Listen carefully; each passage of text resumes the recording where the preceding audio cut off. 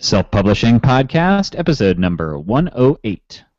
This episode of the Self-Publishing Podcast is brought to you by 99 Designs, the online marketplace that helps you get outstanding book cover designs at an affordable price. Start your custom design today at 99designs.com/SPP and enjoy a free Power Pack upgrade valued at $99. Welcome to the Self-Publishing Podcast, where if you want something done right, you've got to do it yourself. And now, here are your hosts, three guys who sometimes use their powers for good instead of evil: Johnny, Sean, and Dave. Hey everyone, and welcome to the Self-Publishing Podcast, the podcast that's all about how to get your words out into the world without contending with agents, publishers, or the other gatekeepers in traditional publishing.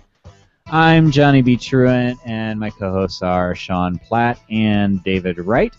And we're joined today by Darren Wearmouth and Colin Barnes. And today we're going to talk about co-authoring from a perspective other than ours, which is interesting. And I just want to say, there were some live people who like to watch us every week on Fridays, and we had an aborted show. So this is actually take two of episode 108. You're going to have to fix a spelling of Darren's name. It's Wearmouth. I think you got W-A-R-E. Isn't that right? Werewolf?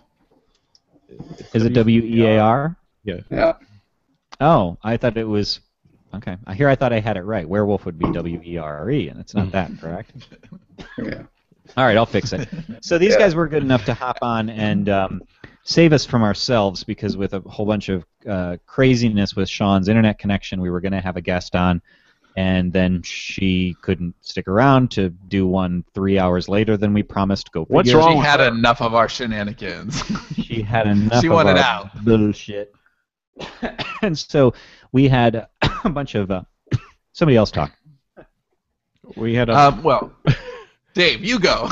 We wanted to talk to Darren and Colin. We were going to have them on at some point anyway, and we wanted to get a show to you and not wait another week. So we make sure we have a fresh one in the audio on iTunes.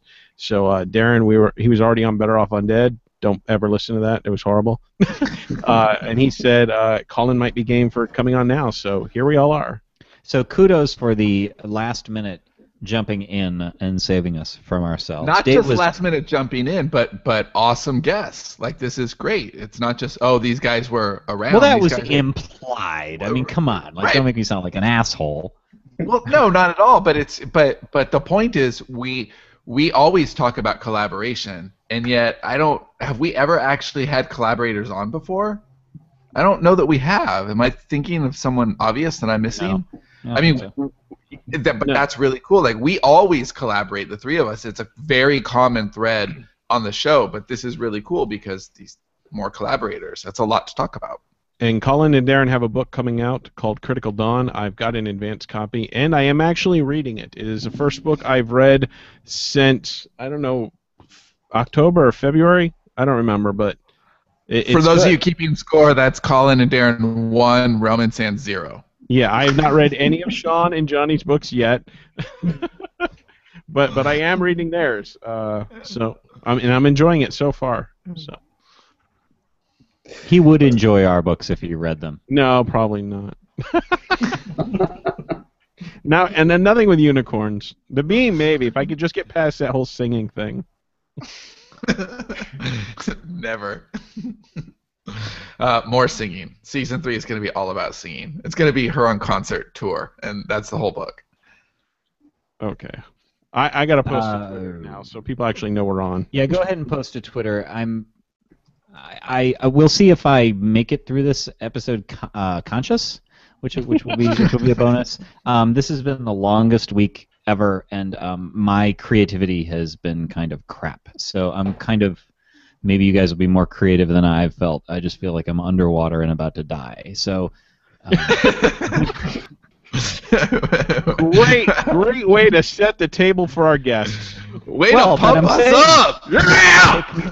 Pick me up. I'm underwater and about to die. So therefore, you guys will right. We won't cut you off nearly as much as we normally do. Questions, Darren and Colin. Welcome to the show. What got you both collaborating on Critical Dawn? And tell us a little bit about the story. Colin, you can go if you want. Okay. Well, this was actually our second collaborative project. Our first one, which was titled Sequence, that's with Darren's agent at the moment. I think it all stemmed from Darren obviously was on Simon Whistler's show. I had a couple of questions for him. We just had a dialogue across email, and it became apparent that we had quite a lot of similar ideas. So we had a Skype chat, and then Darren had a couple of ideas, and we just riffed from there. And then we said, well, you know, why don't we give this a go? Because I had collaborated before on a number of projects. I think this was your first, wasn't it, Darren? Sequence? Yeah. Yeah, so we kind of just went from there, and it went really well. And once we had that finished, we was like, okay, you know, we've got this other idea. And yeah, we just kind of went from there. So it wasn't really planned. It was just kind of an organic thing that just came out of just riffing with some ideas. I think the thing that helps us as well is that I mean, we're both lovers of sci-fi films and TV. I mean, we've got like the same interests where that goes, and we're both not precious about things. You know, we can work together and bang out plots and not insist on ideas. You know, we discuss rationally, and yeah, Colin is very good to work with. He was also a better writer than me, so getting together and going through the craft, you know, he recommended a book to me that I read, and you know, trying to improve and create a tighter product. I think it's worked really well. Cool. Do you guys have defined roles, or do you swap, or is it too early to tell because you're still fairly early in your projects? It's a good question. Yeah, no, I don't think there's any defined roles. It just happens that the two that we've written so far were seeds of Darren's ideas. He came to me with them first, and we kind of just riffed on them. But as Darren said, we're completely egoless. We don't have any specific roles. No one takes charge. It's a case of we get together, we chat about an idea, you know, see whether things. We chatted about a few ideas which we discounted. I think you've got to have that initial spark. You know, if something really, you know, sparks off lots of ideas and you get enthusiastic about it, I think that's a good sign of something to kind of carry on with. And we just kind of outline from there, and then we write a chapter each, and we kind of edit each other's work as we go. So yeah, there's no real defined roles. We both just focused on, you know, working on that one project. Yeah. Does anyone? Sorry. No, go ahead. Yeah, it's always just about emphasise what Colin said. It's a completely equal partnership. I mean, it's in our best interest to create the best story that we can, and I mean, because we both love the genre. Again, I mean, I think, you know, we know what we like, and we know what stories we'd like to tell that possibly haven't been told before, and yeah, there is no. There's just no preciousness, and I think I would say that's the key to doing it, really, because I couldn't imagine, because you guys know what it's like writing a book, I couldn't imagine doing that with somebody who's, because of the work involved, obstructive, because it would be so difficult. Yeah, I actually think that's the most important thing, is to bring no ego. Now, I mean, you should have ego. And we were actually talking about this just the other day. The ego, you know, when you're creating, ego, I think, is a good thing, not a bad thing. I don't think it's something you should retreat from. I think it's something you should lean into. I think ego gets a bad rap. Ego is knowing what you're good at and wanting to produce that thing. I think ego is bad when you use it to, you know, hurt other people or act like you're better than other people. But bringing your ego to your work is a good thing as long as you're putting your reader first. But putting your ego in front of your partner is like the worst thing you can do. In that context, you should have no ego. And I think that's what makes us all work well together, the three of us. But having said that, I think that we all know our strengths and our weaknesses and where to lean on, you know, our collaborators. How about with you guys? Is there something that you know, okay, Darren is better at this thing and Colin is better at this thing, and you guys kind of just do that? Or is it that you're both pretty equally measured at all things, or you haven't done enough projects yet to really know who's best at this one thing so that you can divide it like that? Yeah, no, I think it's a little bit of both, actually. I think we're both not too dissimilar in terms of our writing styles, our general strengths, and both obviously what we like in writing, you know, in terms of the balance of description, narration, exposition, etc. So in terms of actually writing, I think our voices are quite similar, so we do mesh very easily there. That's great. Yeah, I think it's our backgrounds that really change us in terms of what we're good at. Darren, he's had military experience. I haven't. So when it comes to writing, sort of action scenes, scenes where any kind of gun is used or any kind of technology and military weapons, I'm just making it up. I have to kind of go online and try and get the context from there. Whereas Darren exactly knows what he's doing. So if I write the scene, I think we had a couple in Critical Dawn. No, in sequence actually. Is there was a scene with a couple of Marine type characters and they're having a bit of a shootout, and it was completely wrong. It was right in my head from what I've seen on films and what I've read in other books. But Darren's actually got that first-hand knowledge. Like, no, actually, this ain't going to work like this. So I think there's instances like that. And then from my point of view, I tend to read, I think, a lot more maybe literary style work as well as science fiction. I'm a huge Ray Bradbury fan. So I think I'll probably bring a little bit more kind of lyricism and sort of a little bit more figurative. Like Space Shuttle. Exactly like Space Shuttle. So I think we kind of have little things like that, but I don't think they're major differences. What's your... Go ahead. No, you go, Johnny, please. I was going to ask what your process is like. So the process for me and Sean is quite different from the process with me and Dave, and I imagine it plays to the strengths of the individual writers. I mean, I like the idea of Sean and I have sort of a horizontal process where, he does all the beats, and then I do all the first draft, and then he does all the revision, whereas Sean and Dave are more like, not like, they write discrete scenes and then mix and mingle. Do you have an established process? Go on, Darren, you can take one. Yeah, okay. How we do it from scratch, I mean, we get the idea and start talking about it, start talking about some of the characters, write them down in a planning document. And we've done it two different ways. With Sequence, which was more of a techno thriller, we planned it till the end. But, I mean, when we wrote the book, it didn't finish as we planned it, and I'm sure you know that when you plan something that far, it never finishes how you think it will, all the chapters.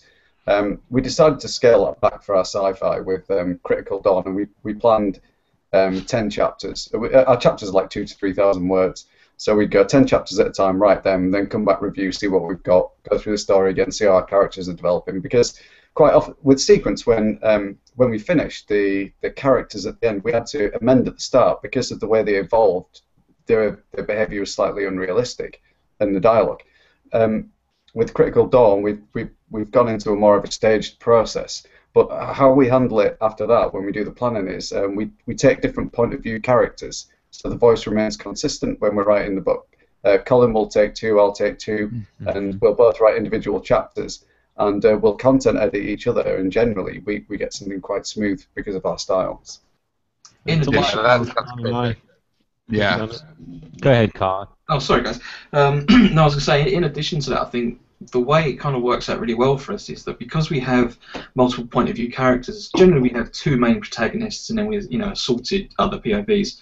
But with Sequence, especially, with Critical Dawn, we've got 2 point of view characters, and they start off from different locations. They're kind of almost completely separate, so it's almost like we're writing our own individual stories. So as Darren says, that the voice remains consistent, the narrative remains consistent as well as the arc, and then it's only really about maybe halfway, 3/4 that those storylines merge. So what that allows us to do is, because we're working from the outline, we're both writing a chapter a day or sometimes 2 chapters a day. So we get through it exceptionally quickly. It probably only takes about 30 days to write, if we're sticking to that strategy. And because we're writing from different POV characters, I don't necessarily need to see Darren's chapters until those 2 storylines merge. So we can make really rapid progress without actually, looking at each other's chapters and then trying to build on things. That only really becomes an issue maybe 3/4 away when you get into sort of the middle of the second act. But even then, because we've outlined it and because we've read each other's characters up to that point, it then becomes easier to write them. Okay, I thoroughly love everything that you're saying. So my question is, was it by accident, or did you design the project that way ahead of time, knowing how efficient it would be? Because that sounds really elegant, actually. That's what we did with Yesterday's Gone. Yeah, I was just going to say, isn't that exactly what you guys did? Yeah, for me. But we stumbled into that. That wasn't necessarily. I'm just saying that is though how we started episode 1 of yesterday's.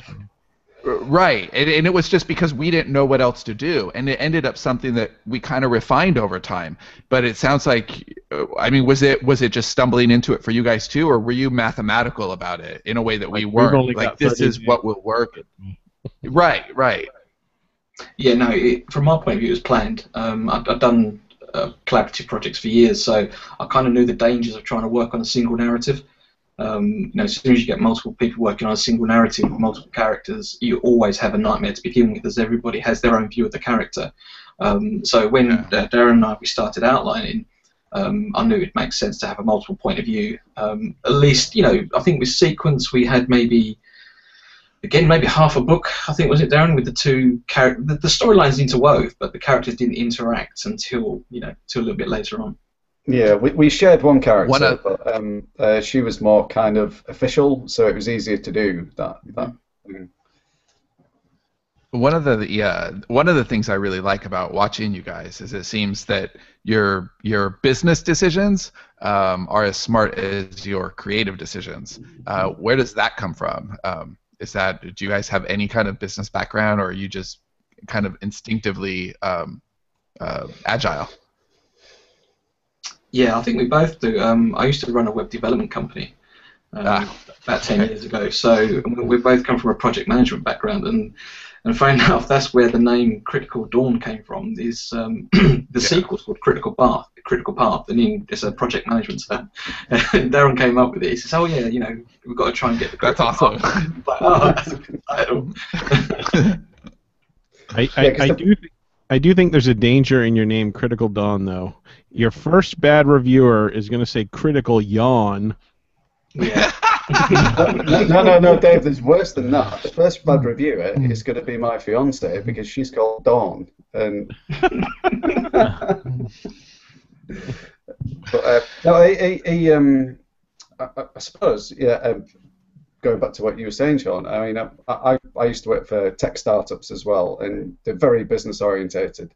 And I worked on the technical side, and you've got to know your stuff and be able to react to the market, especially when you sell into big companies, these products and installing them and calling it. But it goes deeper than that. I mean, we do a lot of analysis, on what happens, the state. I mean, comparing books that have done well, having a look at the strategy, having a look at what we do, and that kind of to a side, the author thing's separate. We want to write good sci-fi stories, but on the back of that, we want to get readership, and it's marrying those two things up and being business people as well as authors. And I think, as our jobs as indies, we have to be all-rounders, don't we, to be able to achieve that. And you guys have done it excellently, most notably with your recent fiction and box, which, congratulations, by the way. I mean, it was awesome. And, thank you. Yeah, well, it was. I mean, there's no other word for it. And Colin and I, we've got our own strategy lined up for Critical Dawn that we've done through analysis and looking at possibly what works and what doesn't. And hopefully we'll do okay with that. But it just goes back to the fact that it's the background work as well as writing. It's not just an individual thing. I mean, we have to be more than artists.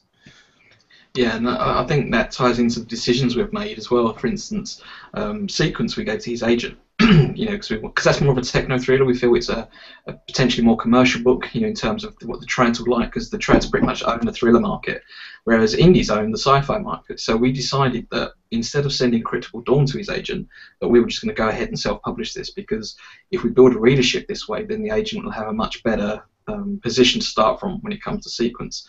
Another decision we made, again, when we was doing the analysis, was that originally we were going to do a novella for Critical Dawn. It was going to be like, just a kind of little prequel, before the apocalypse kicks in, and then the novels were going to be the post-apocalypse.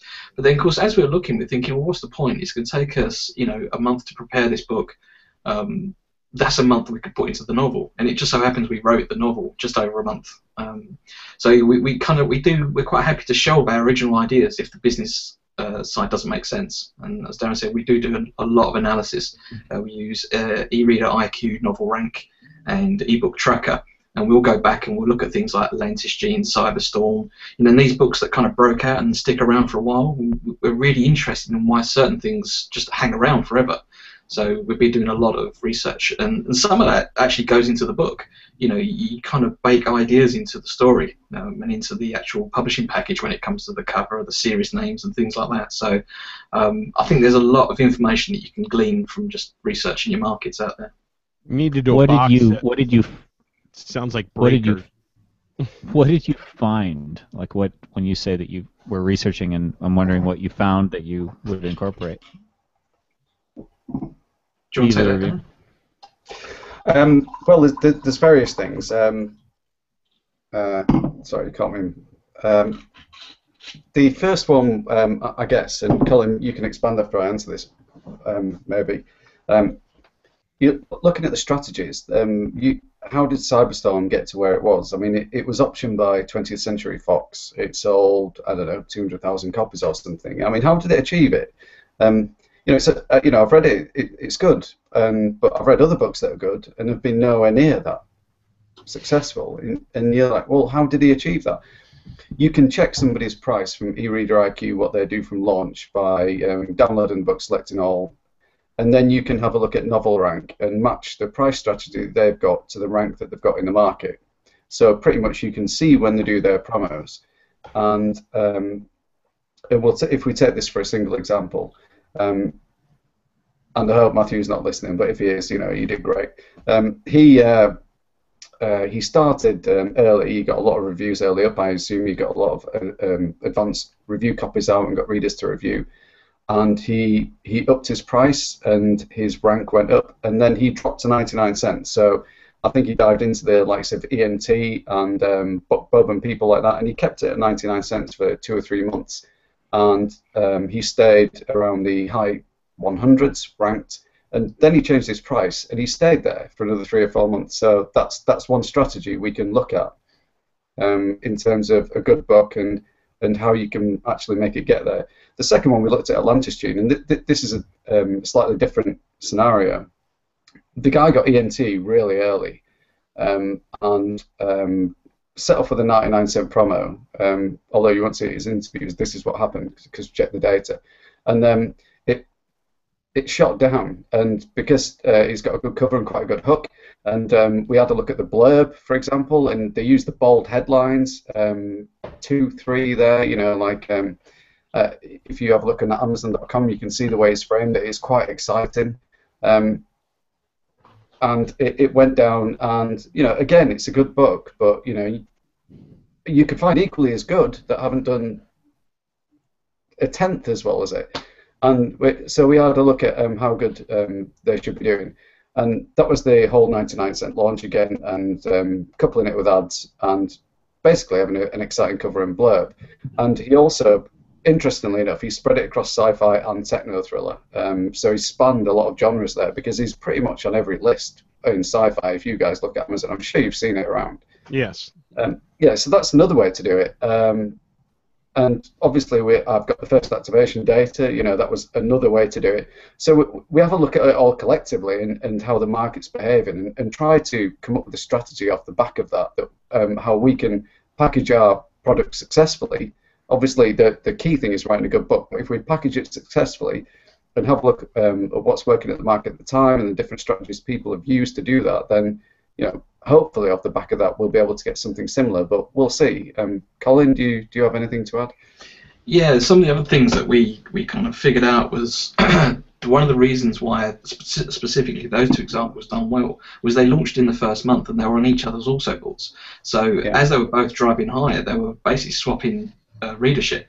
So it's something that is important, but I don't think a lot of people put enough importance on. I think when you release and what else is actually out there in the market at the time is important. If you release your book with a bunch of other crappy books, and none other books take off, your also books are not really going to really push you. Whereas if you launch and you've got some absolute flyers there and they're on your also books, you're going to get a nice steady stream of extra exposure. So that was one thing we considered, and again, we kind of based our launch date on when other books were coming out. There's a few big books coming out. There's a new Orson Scott Card one. And in our category, Paul Anthony Jones had his one out recently, and there's a couple of real good books in post-apocalypse and in alien invasion at the moment. So we thought, well, again, this kind of comes back to when you're outlining. As we're doing analysis and we're looking at what subgenres are selling well, we're thinking, okay, well, if we kind of tweak this and we can include this element, that will give us access to this subcategory. And then using the keywords, you can get upwards of 7 categories. So you're increasing your exposure a great deal. My current book, Sold, that's only in 2. Yes, in Sea Adventures and Post-Apocalypse. There's really nothing else I can put it in. So that's only going to get the readership from those 2 markets. But with Critical Dawn, we're going to be like 7. So we're hoping that will have the Atlantis gene effect, that if we can push it and get enough exposure, it will get onto a lot more lists. And I think that's very important, and that will drive a lot more traffic. I'm not sure I entirely understand that that approach. Can you give me a little more on that? Like, how are you getting into 7 categories? This isn't something I know about. Yeah, in KDP you've got keywords, and keywords will put you into other categories. So in science fiction you've got quite a lot of subgenres. So you've got alien invasion, colonization, genetics, cyberpunk, etc. So in KDP, in the keywords field, if you put in the keywords that they've listed that will put you into those, you'll get into your 2 main categories, but also up to potentially another 7. So you're looking for other successful books in categories that you think you might be a match for, and using the same keywords? Well, yeah, the keywords, they're listed by Amazon. You don't make them up, to get in there. They've got specific keywords that will give you access to those, and you can find that in the KDP support pages. You just click on categories, and it will give you a list of all the keyworders. And yeah, so basically we'll look at Atlantis Gene and see what others, or not just Atlantis Gene, but other successful books, see what other subgenres they're in, and then we'll see if that applies to our book. But say you can kind of do that if you're in the early stage of the book. You can introduce elements to that story that will give you a legitimate access. I don't think you should put them into subcategories just for the sake of it. And Darren will probably laugh. I've got a bit of a bugbear about that recently. There's a bunch of authors that have basically spammed my category, cyberpunk, with a bunch of books that are clearly not cyberpunk. And it's annoying because they're pushing me off the top 20. And it's ridiculous. They're doing it because it's hanging through. Yeah, it's just really annoying. But yeah, so you got to make sure your book is actually legitimate for that category. But as I say, if you can kind of bake that in the outline stage, bring elements in, you can actually get to a much wider audience than you would if you were just stuck in 2 categories. Yeah, Johnny, if you have a look at the grid, there's a grid for Amazon that actually... Have you seen the keyword grid for Amazon? No, where can we find this grid? I'll send you the link afterwards, but it's got every single keyword and the category it will put you in. So if you match... instead of randomly putting them in, if you put those individual keywords into your KDP page, and when you create the book and publish it, it will put you into those categories. I had no idea that was... Yeah, I had no idea about that. Pretty ninja shit right there. Yeah, Colin's just put it up. Do we need to pause for any reason? Well, I didn't want to mention it, but Darren's been very shy in the chat over here behind the scenes. He's like, here, I'll just read what he said. He said, I'm kind of shy, but I really want Dave's opinion on what's the most important part of a book. So, Dave, just for Darren, I don't know that I agree with this, but just what is the most important part of a book, Dave? Well, I'd say the most important part of a book is a book cover, and if you can't get Jason Gurley, no, that's not what our guest next week on. That's not what's on this thing that I'm not looking at. I think it should be a great story, Dave. Oh yeah, it is. No. What's the next most important thing besides the most important story, Dave? It is a cover, and if you can't get a rock star like Jason Gurley to do your cover, then you have 2 choices. You have to do it yourself, or find someone that can do it. And you're not stepping all over the place or anything on this one, Dave. No, I'm completely winging it. So what would I do if I couldn't find a good cover? Oh, you already kind of answered that. Would you sell your soul to Satan, Dave?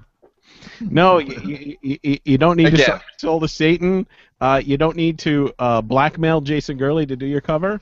You don't even need to have a friend who's a designer, or you don't even need to have any friends for that matter. If you want to sell a book today, You need to have a great cover, and that is where our friends at 99 Designs come in. 99 Designs is an online marketplace where thousands of graphic designers are ready to tackle any creative product from logos to book cover designs. You can get a totally custom, bestseller-worthy cover design for just $299.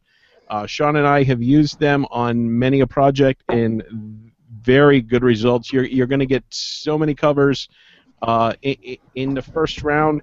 You're going to get a bunch of people competing, and if you don't like any of the covers, you don't have to pay anything. But chances are you're going to have more than one cover to choose from. You're going to have several covers to choose from, and that is where you can go, and you can get your audience to weigh in and see what they think of covers, which ones they like, and that helps kind of build and bond with your audience too. Because I heard a hot girl say that they may only have 99 of them. No, they have well more. They have thousands of designers waiting to just start. And the best part is 99 Design offers you a 100% money-back guarantee, so you have nothing to lose. So start your custom design today at 99designs.com/SPP and enjoy a free power pack upgrade and valued at $99. Gives you more designer time and attention. You'll get nearly twice as many designs to choose from. 99designs.com/SPP. Yes. Nailed it. Nailed it. So we say. So, yeah. So Darren, there you go. You can just ask him the next time you have an opinion. Like later, if you're curious at all about captioning, you ask him just directly. Later on, though. So getting back to you guys, what's so great is that Colin doesn't have a webcam, so we're looking at his avatar, and I'm just like, he's sick of my bullshit. Like I could just silently judging us. Yeah. I'm not. Don't worry. So getting back to you guys, do you guys work in Scrivener or Word or what? How are you guys bouncing this stuff back and forth? Yeah, we're using Word. I write all my own stuff in Scrivener, and I was doing another collaborative project with another author, but I don't, because of the way we work, we write simultaneously. You know, Scrivener's just not set up for that at all. You know, only one person can work on the file at a time. And I also found that with my other co-writer was that the files would get corrupted because I'm on the Mac and he's on a PC. And I would update it, and things just wouldn't be quite right at his end, and it was just a real pain. And it's a shame because I absolutely love Scrivener, and I'd really love it if they had simultaneous collaboration tools in there, because it would just be the most perfect thing in the world. But because we write chapters individually, we just have a document for each chapter, and it actually works really well. And then what we do is at the end, I import them all into Scrivener, tidy them up, and then we compile it, and we start to do the second drafts that way. But yeah, actually, I don't like Word, but writing, you know, just a chapter in each one every time, it does actually work pretty good for us. Yeah, I would prefer Scrivener, but the tools are just not there. Yeah. Maybe 3.0. That would be amazing. If Scrivener, if they had collaborative function in, that would be a dream come true. It'd be really amazing. Sean would make love to it, and I would. Darren would be a piker watching. I've never heard that word before. I would be a dogger with Scrivener for sure. Yeah, I'm sure it's coming. They've been pretty receptive to things over the past. I know that they're working on the iPad version, which would be great. So yeah, they're pretty receptive to things. So hopefully it won't be long before they can get collaborative tools in there. Yeah, that would be fantastic. One of the things that occurs to me is we always have a strong collaborative bias on this show because the three of us work in two collaborative units, and then we have you guys on for a different perspective on collaboration. And I'm just curious how the average writer can use this, because I don't think the average writer is collaborative necessarily with the direct writing process. I know that at some point during our verbal meanderings, Sean and I were talking about the idea that the three of us had tossed around about doing a book on collaboration, and I said, I don't know, I think it's a little bit more maybe teamwork is a larger scope picture. I mean, you guys are basically, you're doing it within the context of your writing, but really you're saying what are the best ways that we can combine forces with what each of us does properly. I mean, best. Does that make any sense? Because what's interesting about their partnership, to me, looking at it on the outside, is that and we already talked a little bit about this, is that it's business-minded too. And I think that's one of the biggest benefits of having a collaborator, is that you don't know what your ideas sound like until you say them out loud, right? So everything sounds good in our head. Everything's a good idea, right? But how do you filter those good ideas? How do you decide what to work on creatively? You know, how do you decide where to focus your publishing energy? And I'm really lucky because, you know, I have two guys that I work with that make me smarter than I am. And Who are they? You know, even today we had a meeting that we're scheduling next week for, you know, someone who's going to show us to do some things on Facebook, and you know, it's a very, very tight week for us, and I didn't really care who was going to be there, but I needed somebody to be there with me because I know that whichever of these guys it is, our decisions are going to be better because we can have a volley. And it sounds to me like you really talk things out. And if you are a solo writer, and you know, because there are a lot of people who can't imagine writing with anybody ever for any circumstances. Right. And I was used to be one of those people. Right, and that makes makes perfect sense to me. I love writing collaboratively, but I could totally understand somebody who says, no, I don't ever want to do that. But the big benefit there is you could still have somebody, maybe it's your spouse, maybe it's your best friend, somebody to talk your ideas out loud. And for the business side, talk to somebody who knows their business. You know, it doesn't have to be another writer. Just have somebody to bounce ideas off of because it makes your ideas better. And that is something I wanted to touch on is, you know, I met Darren through Self-Publishing Roundtable and Carl, and Darren has been very helpful with the advice that he's given to us. You know, he's given us a lot of great advice on launching a series and stuff he's also shared on Kindle boards. But there is something to be said for this sort of community that exists, that we're all kind of scrabbling together, a community of helping one another in a useful way, not in a competitive sort of asshole sort of way, and not in one of those trading favors sorts of ways. Darren, you know, asked me if I'd like to read the book and give a quote, but he didn't say, you know, do this and I'll do this. There was none of that horse trading that seems to go on with so many people in the writing community. High five on horse trading. Sickens me. Mm-hmm. But I did it because Darren had, you know, he's been there for us and other people, and he's been awesome. And I said, okay, I will do it. Because it just so happens it fits in with the, you know, the timing is right where I can read this book right now. So I will do it. And I also want to read the book. If I didn't have any interest in the genre, then I would say, sorry, it's just not my cup of tea. But I think the thing I thought was cool, though, is Darren's like, you know, I know you don't have time to read it, so, you know, don't even feel obligated. Like, it wasn't a hard sell sort of thing. It wasn't like, hey, I did this, you got to fucking do this, you bastard.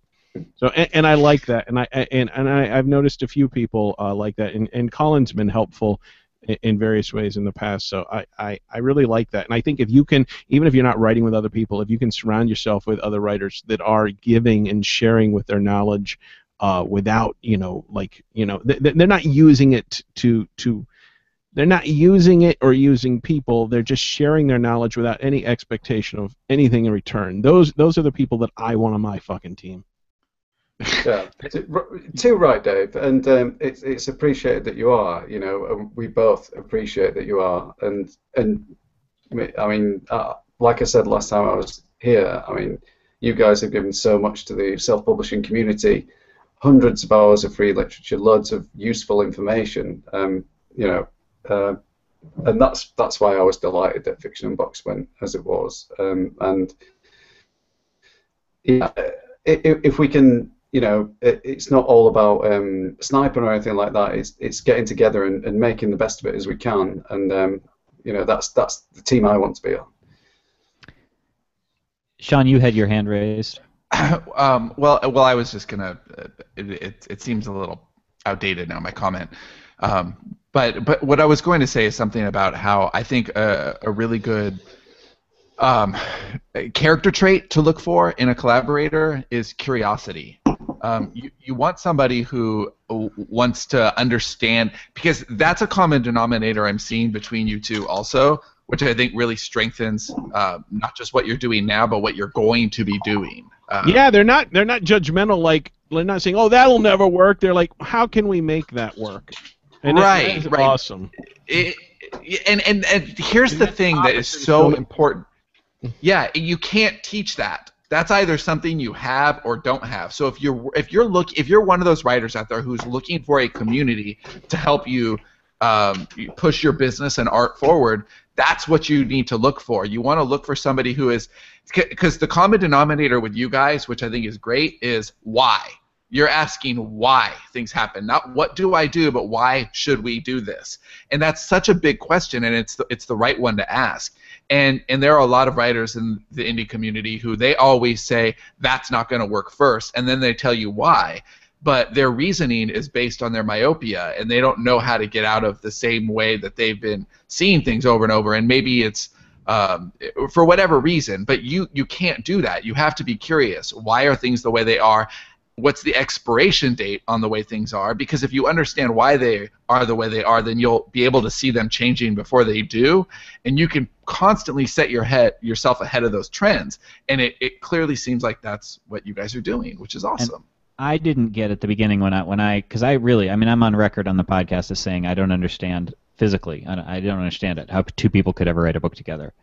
And what I realize now, 2 years later, is that collaboration isn't a one-defined thing. It's a continuum. And what Dave said, I think it was Dave said a while ago, really made me think of this, that we are kind of all collaborators. And we've taken huge amounts of information from everybody who's been on the podcast. I mean, Ed Robertson's box set strategy influenced how I did my last Fat Vampire promotion. I've never worked directly with Ed, but we've learned things from everybody on the show, and I would think that the people in the audience, we hear this too, learn things from us or from our guests, and that is collaboration. It's a community thing, and I think that that's what you can take from it, even if you aren't going to exchange literal words with somebody. Yeah, I completely agree, and I mean, every show that you watch on the SPP, because I do watch it, you can always take something away that you can use yourself, and that helps define our strategy. I mean, you can take all the nuggets out, and you can look at other shows like SPRT, and you can check K-boards, and just trying to extrapolate everything that's useful for yourself and formulate a plan. And yeah, and just finally, I'd love to reply to Ed Robertson from last week. Screw you, Ed. With what? Well, he said screw you, Darren, last week. So. Oh, okay. Only joking, Ed. Yeah, Ed's part of the family. My favorite part was when we started doing our ad read, and Ed said, "I remember when you guys were indie." Because we're sort of on a crunch time frame. Some of us being like me. Some of us meaning you have to go to a soccer. Some of us meaning me, but you would normally have to go out to dinner and then to church, yes. Right, Dave? No, not church. And, but dinner. Yeah. No, of course, dinner and then church, and so forth. So we should sort of wrap up, but I did want to mention too that CJ Lyons is doing a promo right now that it technically ends before this will hit the actual audio feed. But, well, okay, so Dave, why don't you describe it first, and then I'll give my little caveat at the end. She's launching her, this is CJ Lyons, New York Times bestseller, CJ Lyons. She's launching her new medical thriller, Farewell to Dreams, a novel of fatal insomnia. She has Farewell to Dreams on sale at half price, plus she's gifting a copy of the 7-thriller box set, Adrenaline Rush, to readers who send her a copy of their receipt for Farewell to Dreams. Do the math, that's 8 thrillers for the price of one. And the proceeds from Adrenaline Rush go to victims of violent crime via the National Center for Victims of Crime. So you get a chance to get a bunch of great books really cheap and to be a hero. CJLyons.net is her website. You can also see this post that I'm reading from at facebook.com/Collective Inkwell Publishing. And CJ says, this is actually a perfect example of what we were just mentioning. Like, CJ's a friend of ours. Like, she's helped us with a bunch of stuff. She's a really smart writer, and so she's got a promo, and we're doing what we can to spread the word a little bit. So that's kind of having people on your team, basically. She did say that the the promo ends on the 25th of May, midnight, and like I said, 25. right. So that will actually end before the the end of the before this hits the audio feed. But she said that she's totally cool with extending the offer to our listeners in terms of she said extending the offer. So I guess that means the Thriller box set would be my guess on that, which is great because it's for a good cause, and so awesome for CJ. So yeah, just try to do it reasonably soon. Don't like go a year late. Hey, I just heard the episode a year from now. Can I? So what's the best way to find out about you guys? Should we just keep an eye on your upcoming launches, or what? And when will Critical Dawn be actually out? When will it be out? Critical Dawn is out on the 2nd of June. Basically, you can either go to our individual websites, or for our collaborative stuff, it's just wearmouthbarnes.com. I've got my own stuff at colinfbarnes.com. Darren, what's your site? Dampwearmouth.com. Damp Wearmouth? Yeah. Sounds vaguely Damp? Don't ask. Right. Don't Like even slightly wet? Yeah. children's author, Damp Wearmouth. Okay. Damp Wearmouth sounds like a book that should not have been published. Like, it's one of the ones that got pulled in Kobogate, or Erotica. Remember that? We did this in Better Off and Dead. You know, we better leave it there. No, yeah, we don't want to do it. Moist Wearmouth wasn't available. Colin F. Barnes, that is Barnes. Yeah. And Darren is, as I know, because I spelled it wrong in the Hangout, WEAR mouth. Yeah. .com. Dampwearmouth.com. No. Fantastic. Darren Wearmouth on Twitter, and no, don't, please. Right. That's fantastic. Do you guys ever need anyone saved from a burning building or anything like that? No. Who would you call? Who would you call if you Ghostbusters. needed to save someone? Ghostbusters? Yeah. Wrong answer, Darren. Do you know they made an error in that song? By the way, this is a little known thing in the Ghostbuster song. It's No. supposed to be who you gonna call caption access for all of your captioning needs. You know, when you need a caption, something. You call yourself a piker. Oh, he's Yeah. gone. Oh, He man. left. Darren was like, I am not tolerating this. I'm not for putting up one with more that bullshit. I went through the 99 Designs thing with a straight face, but I am not going to put up with this caption access bullshit. But they Good are for Darren. He Good had for the Darren. balls that no other guest has had. Just like, I'm not doing the caption access bullshit. Screw you guys. not going to put up with it. Not he's no Ray Chase on that crap. What's kind of funny is that caption access is now doing all. We said, hey, transcribe the show. So they're going to transcribe like 108 episodes. Those lucky transcribers. Of the show. Jacob is handling that for us, which is pretty fun. So actually Jacob came to us and said, hey, I can transcribe stuff for you. And I said, we got this relationship with Caption Access. We want them to, we got to stick with them. And so then I got an email from Bill at Caption Access, and he said, hey, your new transcriber is Jacob. And I said, oh, he didn't. That's so awesome. So captionaccess.com, let them know that we sent you, and they'll give you a third off. And I guess that's it. Darren left. Colin is still here, but who knows? He's got that sinister look in the avatar. So It's just his avatar. He's in another room, clearly. it's not He's with sinister. Darren. It's serious. You look serious in your avatar. I've got to change it. It's really old. It's about 5 years old, that one, so I do need to change He's it. now much older. In fact, Yeah, okay. All right. that's why I keep that one, It's 'cause I'm good quite avatar. slim in that one. If I was going to find a slim picture, I'd be going from when I was 10. So I think Maybe you could use a picture of Slim Pickens. There you go. Well, thank you guys for being on, or thank you, Colin. Screw that other guy. He's gone. Yeah, exactly. Especially on such short notice. That's the power of an awesome team for you. I know, tell me about it. But no, I appreciate you having us on. It's really good fun. And so I've watched it. Well, going back to probably episode 10, I think it's way back. So it's really Wow, good to be awesome. on.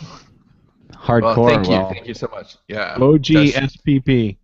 It's That's just right, it's always isn't it? great to see awesome, smart writers doing smart things, and especially collaboratively. Like it's really cool. That's a sweet spot for us. We we get a lot of enjoyment, both just socially in our lives and creatively and productively. And we learn stuff. I didn't know that keyword stuff. That's amazing. Yeah, no, it's so awesome. So thank you guys for your time and hopping on and all of that. Hey, Sean, real quick, what's that flower behind Darren? I can't see Darren. Hold on, let me click on his thing. I've heard that before. I don't know. The internet's not nice to me right now. Oh, up there on the on the wall, that's a Gerber daisy. Yeah. Well, I like purple flowers. Okay. You just got manly in here. He's ordering a latte now. All right, so this has been the Self-Publishing Podcast, and Go hit that vodka, Darren. Thanks to the guys for coming on, and we'll see you next week. And we'll have Jason Gurley, cover artist to the stars, on next week. So everybody, thanks for joining us, and we'll see you then.